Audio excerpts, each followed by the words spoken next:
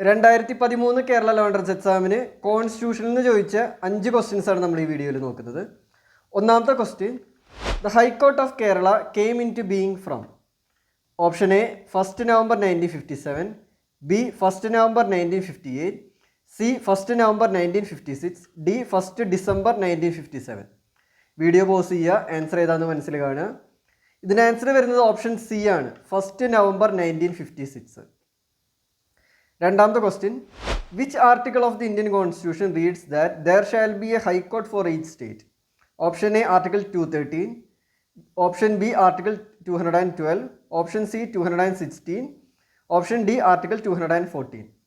Video pause ചെയ്യുക, answer ഏതാണെന്ന് മനസ്സിൽ കാണുക. ഇതിൻ്റെ ആൻസർ വരുന്നത് ഓപ്ഷൻ ഡി ആണ്, ആർട്ടിക്കിൾ 214. മൂന്നാമത്തെ question, every permanent judge of the high court will continue in office until he or she attains the age of. Option A 60 years, B 62 years, C 65 years, D 58 years. Video pause ചെയ്യുക, answer ഏതാണെന്ന് മനസ്സിൽ കാണുക.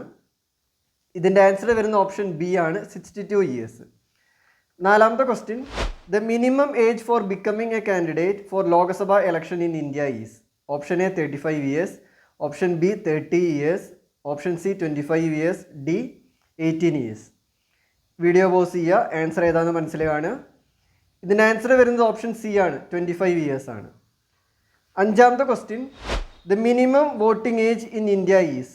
Option A 18 years, B 21 years, C 16 years, D 20 years. Video pause ചെയ്യുക, answer ഏതാണെന്ന് മനസ്സിൽ കാണുക. ഇതിൻ്റെ answer വരുന്നത് ഓപ്ഷൻ എ 18 years ആണ്. 5 ക്വസ്റ്റ്യൻസ് ആണ് ചെയ്തത്.